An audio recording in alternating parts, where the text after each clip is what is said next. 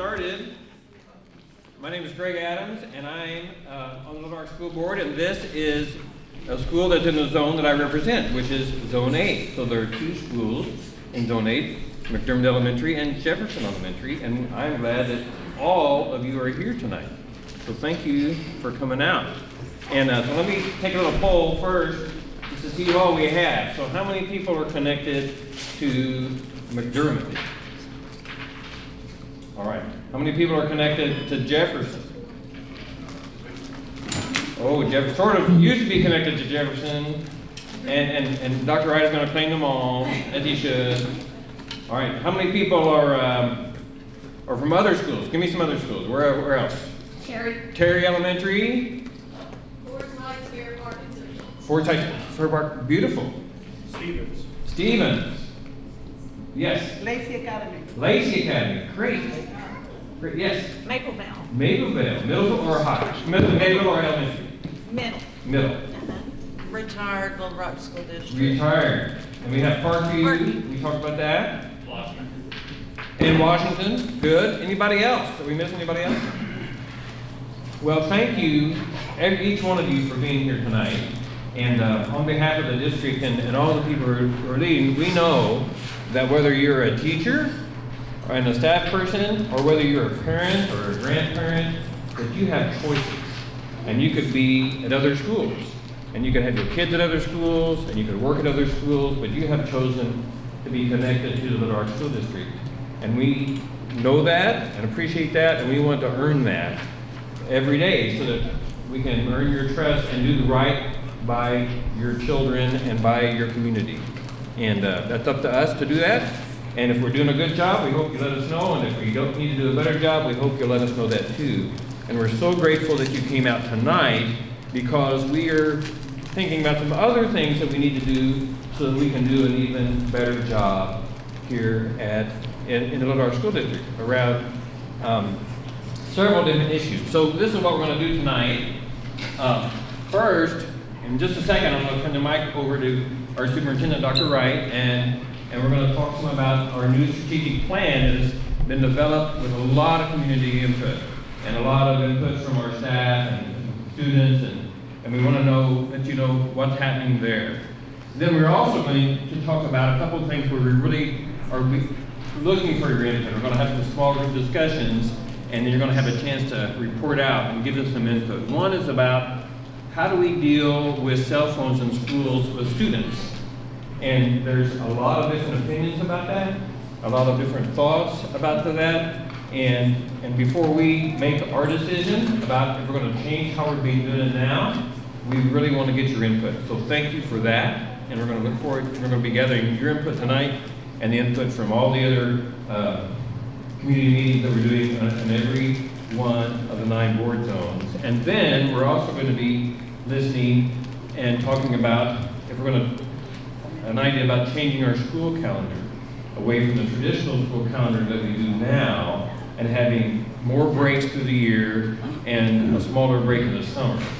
This idea came from some eliciting of community input in the past year, where we were looking at optimizing. How can we optimize what we do in the Little Rock School District? How can we do things better and make use of the resources that we have and get better outcomes?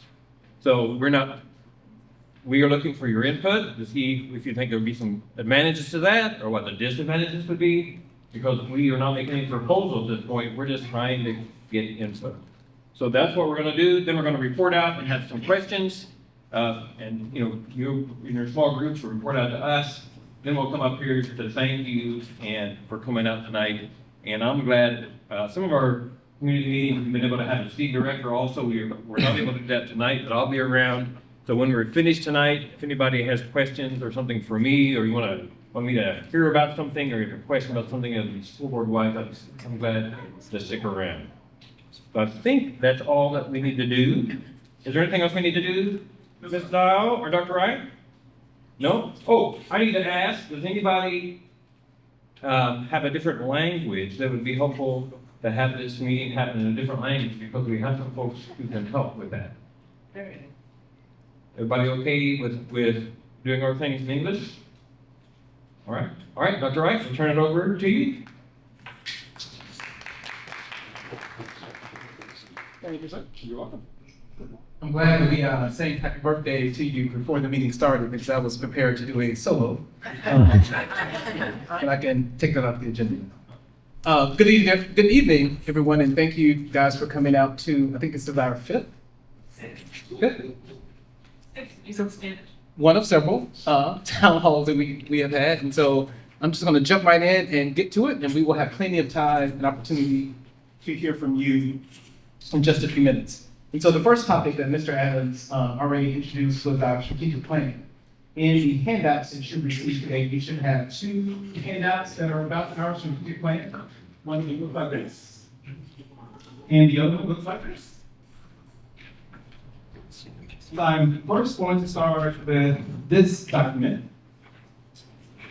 We are not completely done with the strategic planning process. We wanted to give all of our stakeholders some information on where we are. We are about, now we're about 95% of the way done. And so if you're looking at the large document, I'm not going to spend a whole lot of time going into detail with it, but you can see here, on this side, our priority outcomes. These are all of the things that we, when I say we, I'm speaking of not just school district employees, but we've had hundreds and hundreds and hundreds of folks to give input on this, including many of our students. And if you heard me talk about our strategic plan before, one of the things that I am very excited about is that student voices and student perspective really dominated what you see here.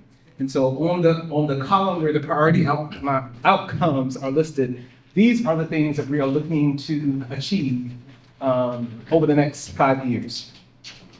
In terms of how we're going to implement this, we are going to implement the strategic plan into 3 phases. So if you look at the top of the document, I can't point to you. Up top to your right-hand side, it says implementation stages. Our implementation stages are broken up in a period of about 1.5 years. So stage 1 will happen this year once we're completely done with the plan, and I'm anticipating that will be done by the end of this month. Stage 1 will be all of this year plus half of next school year. Implementation stage 2 will be the latter half of next school year plus some of the other school year. And then stage 3 will be the last 1.5 years, and will take us, I believe, up until 2028. In this column here, the initiatives, it's a whole lot of stuff, a whole lot of good stuff. But each of the initiatives are broken up into colors, and that little orangish color are all of the things that we are going to be focusing on during the first phase of implementation. So if you look at, this document, it is it's front and back.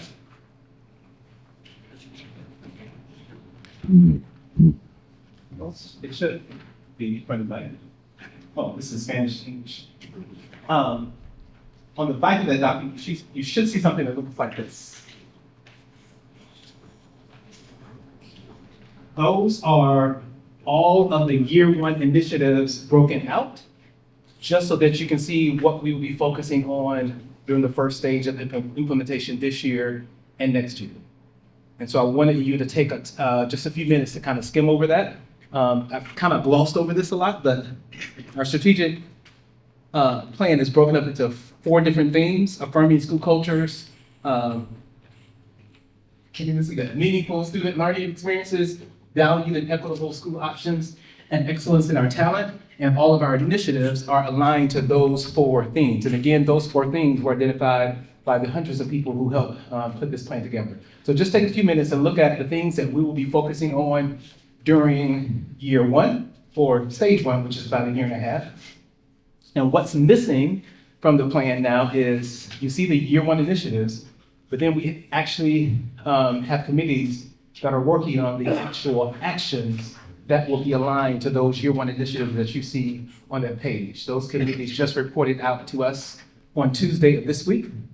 And so we are putting the finishing touches on those action steps that are going to be aligned to those initiatives, and then that will complete the plan we're planning a big, we will be planning something big once the plan is completed to kind of introduce the plan to the community once it's all done. But I wanted you today to know what we will be focusing on during the first implementation stage, which is over at documentation. So I'll give you a couple of minutes to look at that and then see if there's any comments or questions, and then we will move on.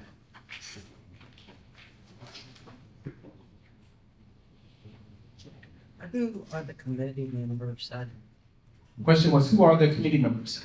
We have a lead sponsor, which is a member of the leadership team or the cabinet, and then there is a lead person who is a staff member. And then the staff member has several district employees related to that particular area who actually work on the actual steps. So this is actually the only part of the strategic plan that did not involve outside people or community people. All of our community stakeholders helped put together the framework, the plan and the initiatives, but the actual actions that we'll be doing have been drafted and worked on by our staff members. Yes, ma'am.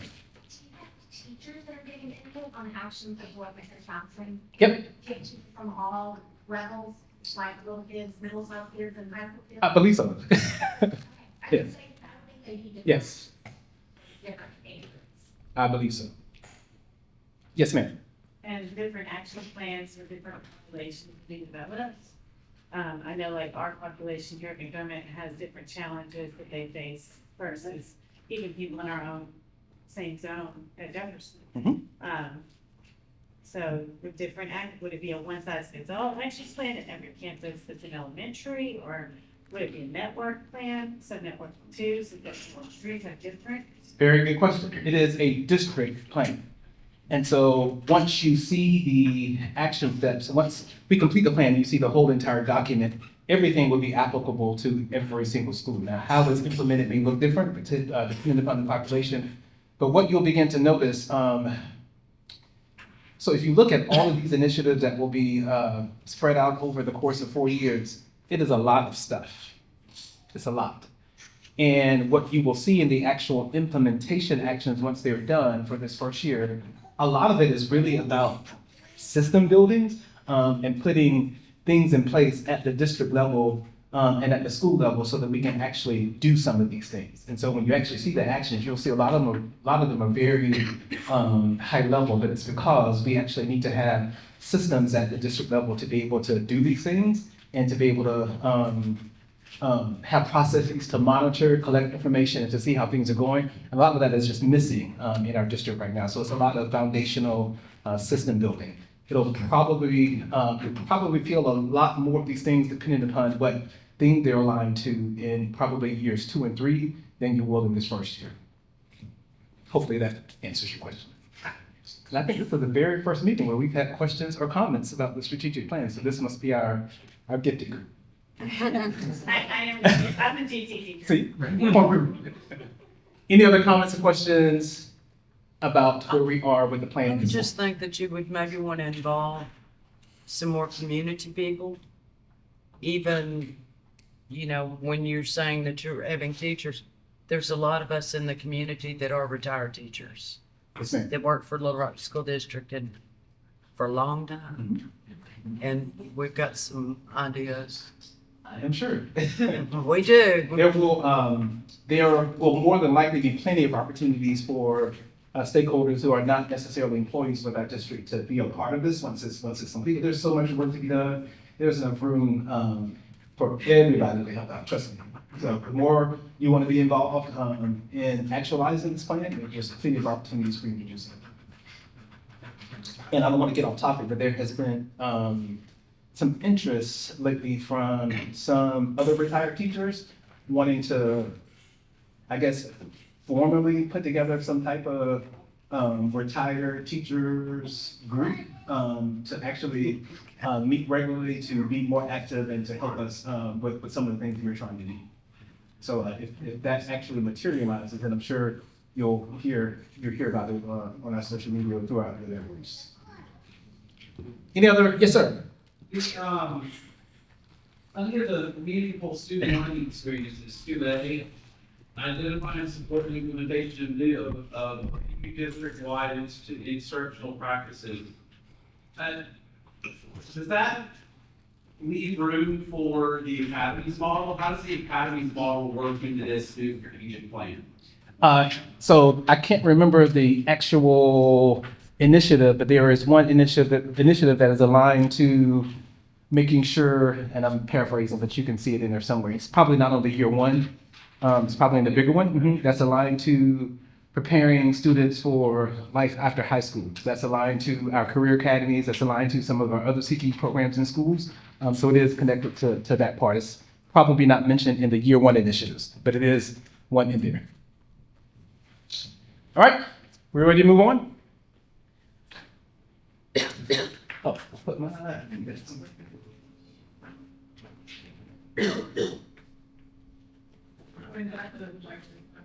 Where's the projector? Right here, over there, stop there. Oh, there we go. Thank you for letting me know.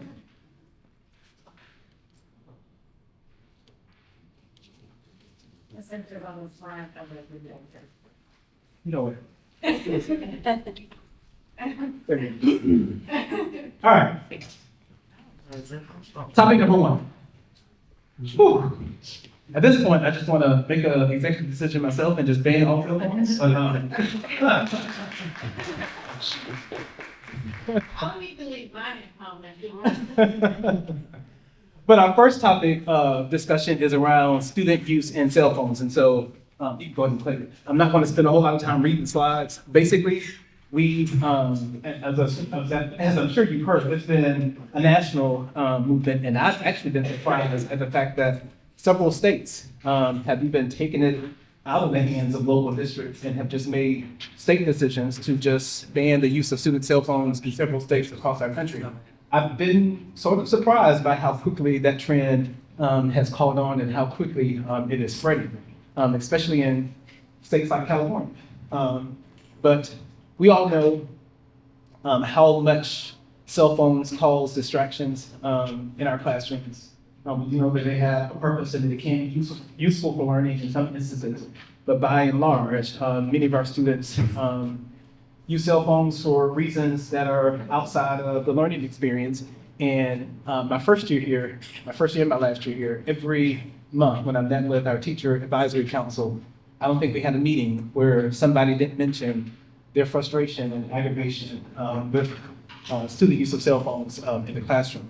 Our current policy is that students can bring cell phones to school, but they're not supposed to be out and they're not supposed to use them in the classroom.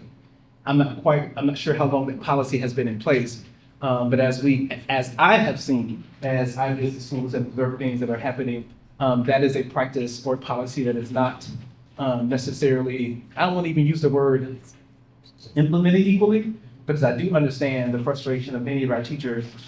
Number one, it shouldn't necessarily be the role and responsibility of teachers to monitor cell phones. And I understand how teachers, their main job is to teach.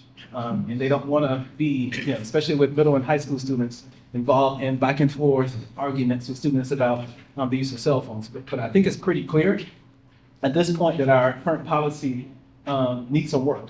Either we're going to enforce it or put things in place to enforce it, or we need to possibly look at making some changes.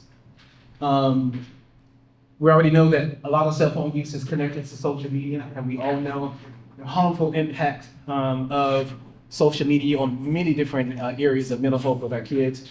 And I keep saying I'm not going to make up numbers, and I'm going to have like real data, and I never get the real information if I come to these meetings. But I can almost guarantee you that the overwhelming majority of student issues that we have in terms of fights and conflicts of students in schools, probably 90% of them can be connected in some way to something that happened on social media. And oftentimes it's things that are not even happening within the school itself. These are things that are happening at home, in communities and other places, but yet in schools we have to deal with the brunt of all of those things that are happening outside of school. I'm going to click to the next one. And so, going to click again. I already kind of mentioned that several districts in Arkansas have already also moved to either totally restrict the use of cell phones or restrict them in some type of way. I mentioned this too. I think I really didn't know this. I didn't know this until I was in a meeting with couple of private school principals and headmasters here in Little Rock a couple of months ago. And I'm not going to call the names of schools, but I'm sure you know them. They have had longstanding policies where students can't even bring cell phones to school. It's not even possible for them to use cell phones in their classroom because they're not even allowed to bring them. I just thought that was just interesting, something that I really I wasn't necessarily aware of. So today we want to know 2 questions from you. Those questions are, should we restrict the use of cell phones in our classrooms, in our schools, and if so, to what degree? We're not going to spend time talking about the how. I know there's been a lot of conversations around the use of the Yonder pouches. Our state made available the use of, they're called Yonder pouches. You're able to put phones in the pouches, and once they're closed, it can't be opened up except by this magnetic lock. So our state graciously purchased enough Yonder pouches for pretty much all students across the state of Arkansas. Districts who are interested had to submit for a grant. We submitted this summer without knowing if we were going to have to use them or not. We're going through this process to collect feedback from all of our stakeholders before we make a decision, but we went ahead and submitted for the grant to have just in case. And we were awarded enough pouches for every student in our district from 6th grade to 12. So if that is something that we actually wanted to use as a method or strategy, we will have those available to us.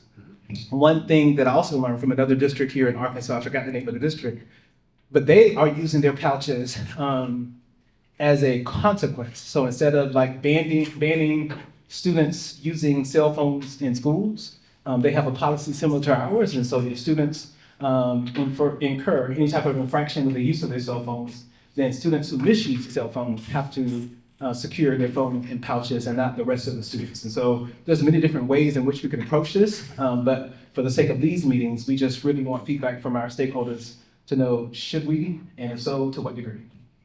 And you'll have time to discuss that in just a few minutes.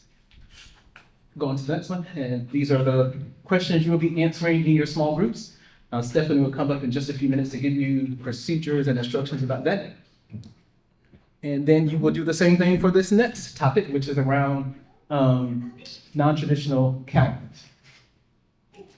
So a couple of things I want to clarify before we jump into this discussion. You should have, Yeah, there's a calendar. you should have 2 calendars. There. Just keep this handy. I'm going to refer to this in just a minute. Should be front and back. One is an example of a traditional and an untraditional calendar.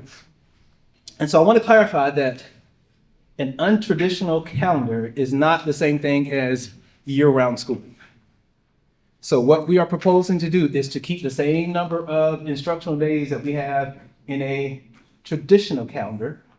Those instructional days will just be spread out, as Mr. Adams already mentioned, over a longer period of time to provide more frequent breaks throughout the school year and a shorter break throughout the summer. Why are we even entertaining this particular idea? The biggest reason is around student learning and student outcomes. In our district, the overwhelming majority of our students are not performing on grade level, and in some cases we have large percentages of students who are performing multiple grade levels behind. And there is this little interesting thing called the summer slide.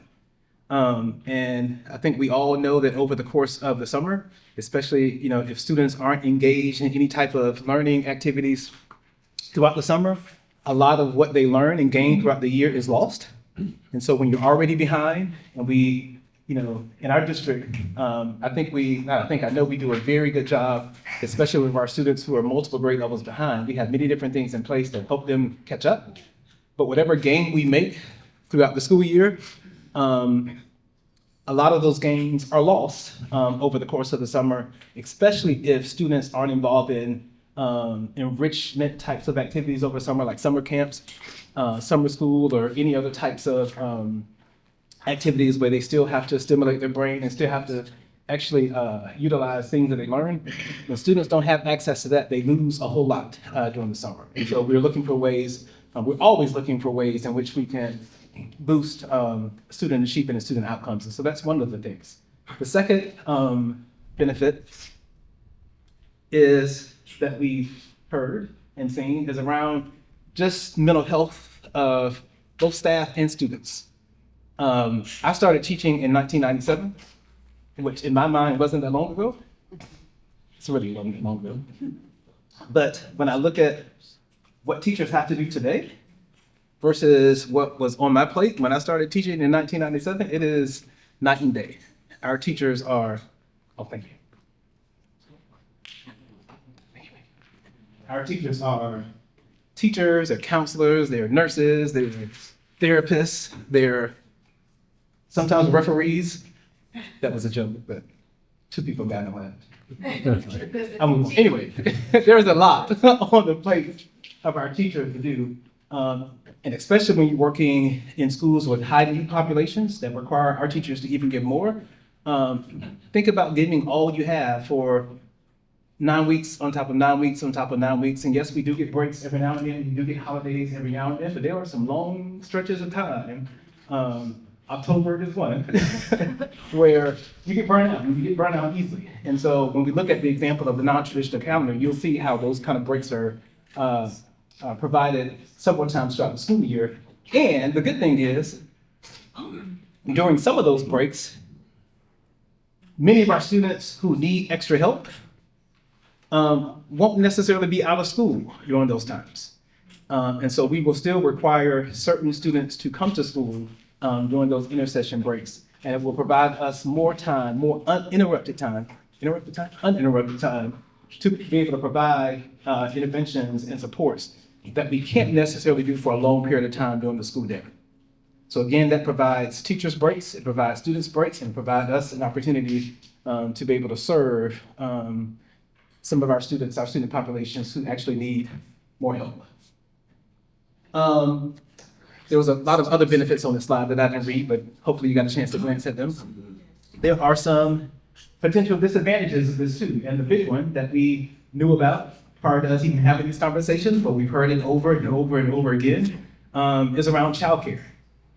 So working parents and families who don't have flexibility within their schedule, when we have these more frequent breaks, that will present a challenge to parents to figure out what to do with their younger kids during those breaks. Increased staff, so increased cost.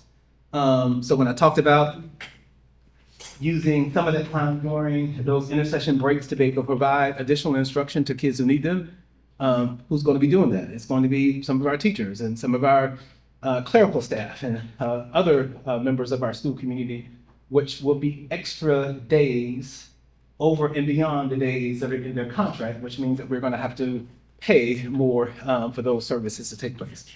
There could be increased costs around transportation and some of those other things. One of the biggest things we heard that is a big barrier to implementing a non-traditional calendar is community pushback. And so again, if we get from these town halls and the surveys that we have given out that there is at this time not enough interest to move forward with this, then we won't, because it won't make sense to try to move forward with something where we don't have the support of the majority of our community. I already kind of talked about a lot of that, so you can go on. Here are some examples of districts in Arkansas who have already implemented a non-traditional calendar similar to the one that we're getting ready to look at.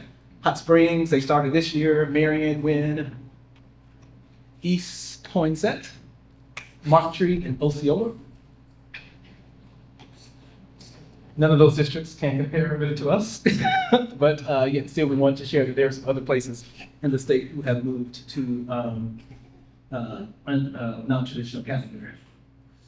We've asked some of the districts who moved forward to give us like some of their experiences, and here are some examples of things that we heard. A joke about the one from Hot Springs. It says, everyone seems very happy with the new schedule. They actually just started this year, so they really hadn't had a lot of time to really see how it's working. But so far, there's been a lot of good feedback in Hot Springs.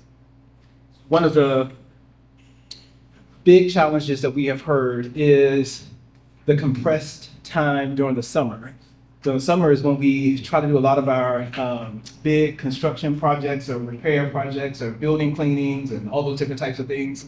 And we have a shorter compressed time in the summer. You don't have the time to kind of do all of those big projects and deep cleanings of your school buildings. Also, in cases where we will have summer school or enrichment during the summer, we probably, if this is something that we actually move to, we probably would not have summer school for elementary and middle. We probably will only have summer school for credit recovery purposes for high school students, but even then, some of our buildings will still be open, and so that provides even less amount of time over the summer to get to some of the cleaning and repair work that needs to be done. All right, so I feel like I've been talking a lot, so I'm gonna take a quick break. I want you to look at the example calendars that you have. I think, are they funded by? All right, so on the traditional calendar, it's very similar, and let me just say this too. These are examples. This is not the calendar for next year. And I'm emphasizing that because last year I forgot what we were talking about, but we showed an example of what, I think we were looking at calendar options. And some type of way, the option in some people's mind became what the actual calendar was. And people actually went and made vacation plans, made travel plans. And we actually came out with what the actual calendar was. We got a lot of people fussed at us because we supposedly changed that. We didn't necessarily change. We just didn't communicate that it was just for example purposes, which is why I'm going out of my way tonight to make sure that you know that this is just an example. This is not the calendar. But on the traditional example that you have in front of you in this picture here, it's pretty much the same as a calendar that we have always had, similar to the calendar that we have this year. If you look at the non-traditional calendar, you will see how these breaks would look. And so on this calendar, teachers would actually come back to work on, thank you, July the 18th. The first day for students would be Monday, July the 28th. And the last day of school on the non-traditional calendar for students will be June 5th. In this example. Going back up to the top, again, first day is July the 28th for students. We will have our first break the week of Labor Day. So we're automatically out on that Monday, but we'll be out the rest of that week. The next break will be in October. It's another week off. November, we have a regular Thanksgiving break. December, the regular winter break. January, there's no break in January, but the next full week break comes in February. And then in March, we have spring break. And let me just point this out. I don't know, and we need to change this, but I guess we only have a few left, so I guess we can keep it. But there are 10 days in this spring break. There will not be more than likely 10 days if this was a calendar we adopted for real. It's just too much. More than likely it will be a week, which means that the last day of school for students probably would not be June 5th, it would probably be May 28th. So we would still get out towards the end of May if we took those extra days from spring break. So that just gives you an example of what a non-traditional calendar would look like. If there seems to be an appetite for this, more than likely on the more than likely side, we would not try to take this on in the 25-26 school year. We will more than likely take the 25 to 26 school year to take as much time as we need to plan to make sure that we are prepared to launch this in 26, 27. And again, the biggest piece in cities and some other urban cities who have moved to a non-traditional calendar, there's been a lot of work and collaboration and planning with school districts, with city agencies to make sure that that childcare piece is tight so that parents will have options and know the different options that they can use during those intersection periods. And that is something that I don't think we as a city can pull off if we decided to do this, say, December, January, and be prepared to launch this in the fall of 25. I just think it's just too much to try to sort out. And so, again, if this is something that the administration decides to recommend to our board, more than likely, it is not something that we would actually implement until the fall of 26. We will take all of next school year to continue planning and working through all of the things that need to be worked through to make sure that if we do it, it would be as seamless as possible. All right, so on this topic, again, we want to know your thoughts. You'll have time in a few minutes to answer these questions in your small groups. And then Stephanie's going to come up and tell you about how you will vote before you leave, just to make sure that we have captured the feedback and information that we need so that we can make decisions after this is all over and done with. So I believe thus far we have had close to maybe 300 or 400 folks to participate in these town halls. We also have a survey that has been live online, and we shared it in many different formats. I know some of you get tired of seeing the text messages and emails. But so far we have close to 12 or 1,300 responses to that survey, and so we're continuing to collect information as we will do tonight. And I'm going to shut up and move out of the way and let Stephanie tell you about how we're doing the small groups and voting. And all right, so we're gonna ask you to, potentially some of you might move a little bit because we'd like you in groups of like 5 or 6 or so people. Ms. Farella is gonna put some papers on tables, and we're gonna go back to the cell phone topic. So looking at what the pros and cons are of restricting cell phone use in school. If there's other comments you have or questions you have around that issue, please write it down. We want to capture your feedback, your thoughts, your questions on the cell phone issue first. And again, we're looking at just whether we should be restricting cell phones in schools or not necessarily the how to do it. We just want to know your opinion on whether or not we should be restricting it completely, not completely, partially, etc. And then I'll call time and we'll give you a new piece of paper to talk about the pros and cons of each of the calendar options. And then when we wrap up, we're going to ask you to vote on the 2 topics as well. And if you have questions, just please reach out. And we might ask if, because you maybe joined the back, like, because there's only a couple of you here and a couple of you there, so we might ask you all to just combine. All right, thank you.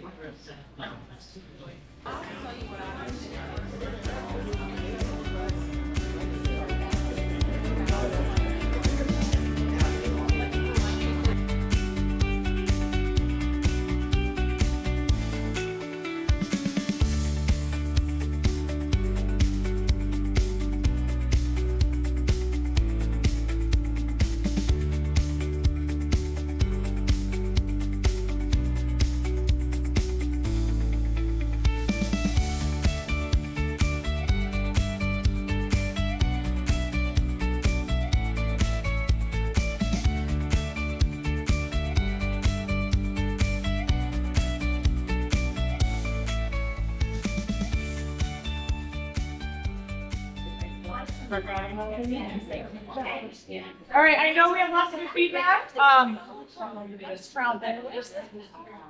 Okay, if you still have things to say, we're not gonna, feel free to keep writing or grab one of us at the end, but I just wanna, for the sake of time and to respect everyone's time, wanna give a few more instructions before you leave. So on your tables or in your hand, you have some dots. There are 2 pieces of paper up on the wall over there, kind of near where you, across from the table where you're signed in. Brianna is pointing to them now. One of them says, this is for cell phones. Do you think that LRSD should be restricting cell phone use in school? It's a yes and no, or middle column that is somewhat. So if you think somewhere in between, if there should be maybe something that we talked about, for example, like consequence use, et cetera. It could be lots of variations for that somewhat. So just stick your sticker and what column you agree with. For the calendar one, it says traditional or non-traditional.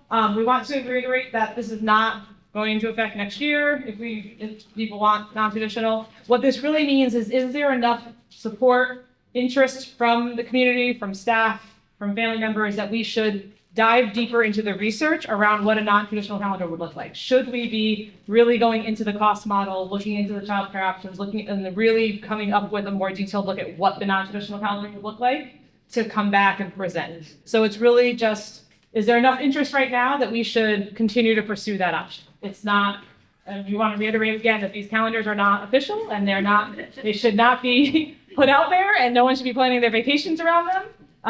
But what are your thoughts right now? So just quick moment if anyone has any questions regarding voting or anything else. No, colors mean nothing. It's just how I cut them. Nope, not at all. If you really want another color, find a buddy and drink. And I'll let Director Adams, birthday boy, close out. Just thank you again. You all didn't have to come. You did come because you care about kids and you care about the schools. Thank you for that. And we're going to be paying a lot of attention. I can tell you, I think my fellow board members and I, we're going to be paying a lot of attention to what people say. So your voices will matter. So thank you very much. Have a great evening. Vote on your way out. I think there's snacks over there. Take someone with you. And we will see you another time. Wait, even Dr. Wright has one other thing to say. I forgot to say thank you to Pam now, principal here, on her opening, and her twin, who likes. Oh, actually walked in this class with her mom. I was like, you look like somebody. Anyway, have a good evening. Thank you all. Thank you so much. The papers are yours to eat as long as you don't publicize our calendar and blame us.